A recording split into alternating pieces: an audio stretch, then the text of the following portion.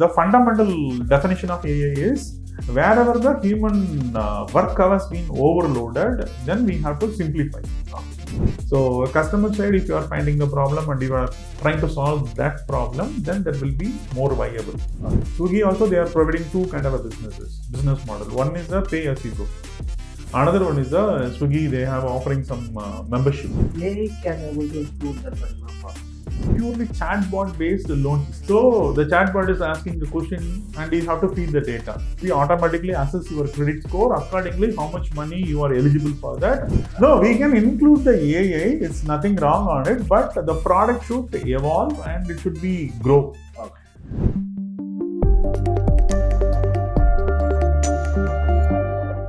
How to choose problem statement perspective of business perspective, because nowadays a lot of people are using a lot of products to solve their user problem, to solve their business problem, but already there a lot of products are there, but hereafter what are the categories we have to suggest?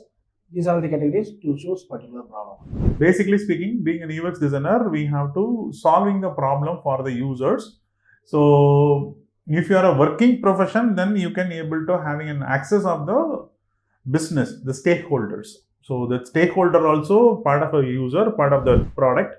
So we can able to access. So being a learner, so beginner or studying somewhere.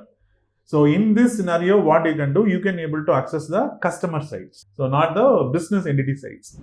So if I am working on a company or if I am running a design studio, so if I'm going to meet the clients, I can able to access the entire client site. So if I'm going to working on any ERP project or financial related projects, then I can able to access the HR team or finance team and complete manufacturing production. So everything I can able to access. All those people who all are part of the system, and they may have some sort of a unique problems with that, so that I can able to access all those people and I can able to do that. But being a student or being a beginner, I may not able to access all those part of the product stakeholders. So in this scenario, I can able to access the customers. So for example, if one of my friend is having some sort of a problem, probably I may also facing the same problem with similar sort of a business perspective. So what I can able to do, I can able to take that as a project and I can able to take it forward. So this is one perspective. So when it comes to the business, so how do we include the business in the sense, we need to think about into the business terms. So what is the billing model or business model for the specific product? So predominantly being a beginner, we are always trying to working for the customer phase only. Reason is we can able to access the customer phase. So my friends or my classmates or my batchmates, all are customers only. So I strongly recommend those people for you focus on the customer side. So B2C kind of a businesses. So customer side, if you are finding the problem and you are trying to solve that problem, then that will be more viable. So in addition to that, billing perspectives. So billing is, there are only two different kind of billings are available. One is a pay as you go model. Another one is a subscription model. So the subscription model, only the people they are calling as a SaaS based businesses or something like that. Even Swiggy also, if you are taking as a example of Swiggy also, they are providing two kind of a business model. One is a pay as you go. Another one is a Swiggy, they have offering some membership. Swiggy One, that membership. So if you are having that membership, it's a subscription.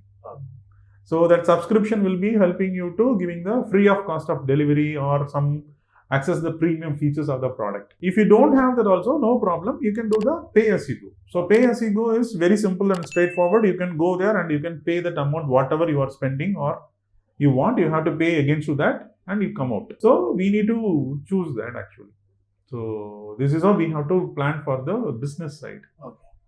For example, someone who come from B2B, so how they can able to find out the problem? So if the person can able to access that B2B side, then he can able to choose the problem, even in their company. For example, I am working as a software developer. I want to study UX UI design. So now what will happen in my company, I have a couple of developers and a couple of other teams also. I have the very good rapport and interaction with them. So in this scenario, if these people are facing some problem with that HR management side or some other problems with the business side, then what we can do, we can able to choose them that kind of a project. For example, they may facing the problem with the project management or the task management, or they may facing the problem with the leave management. So those kind of a thing they can able to do. If they have the access of that kind of a users, then we can able to do the things. So how AI can able to include that particular process? Or it is feasible initial level of product thinking or product problem? No, alpha or version 1 or beta version, we cannot do that. We can't do that. Reason is, AI is, the fundamental definition of AI is, wherever the human work has been overloaded, then we have to simplify. So we need to reduce that workload. In that scenario, we have to include the AI. So otherwise, no need to include the AI. But we can have the pipeline. So here, suppose if it is a support area, call center support. So we are going to get a lot of data. So if we want to implement AI, then we need to learn the machine learning. We need to understand the machine learning. So what kind of a queries are the call center people are frequently getting. So we need to categorize that data. Then only we can able to feed to the machines. Then only that machine can able to simplifying and automate the process. So that is an AI. Why? Because most of the people are nowadays comes because of AI. They are writing a problem statement in initial itself. That's why I'm asking this question. No, we can include the AI. It's nothing wrong on it, but the product should evolve and it should be grow.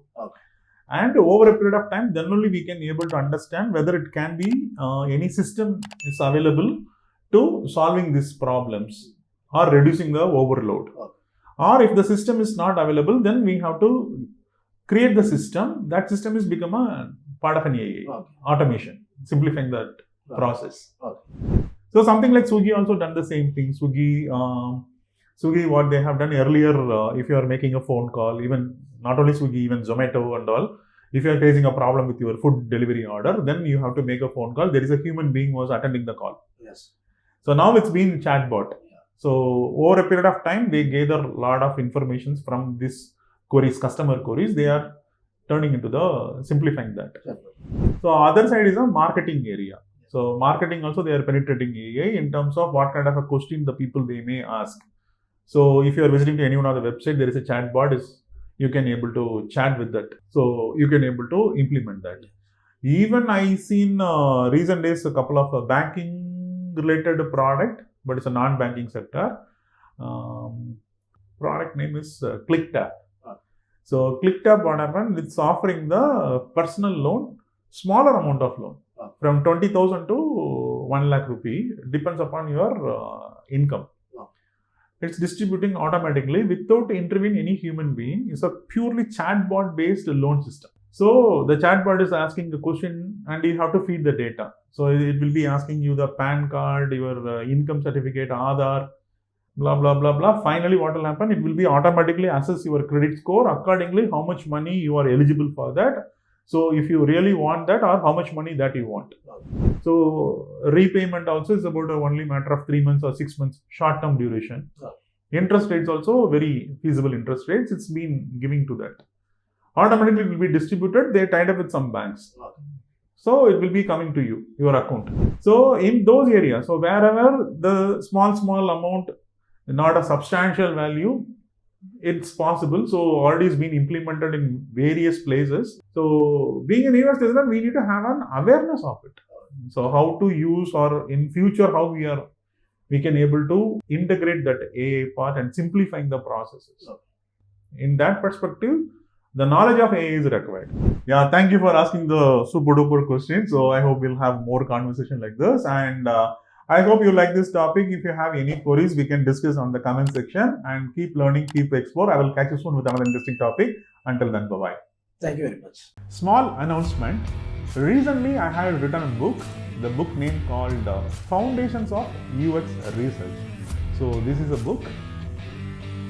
So this book is available on Amazon and Flipkart. Even in ebook also is being available. So I'm going to share the link in the description. If you want to buy this book, You can check out those links.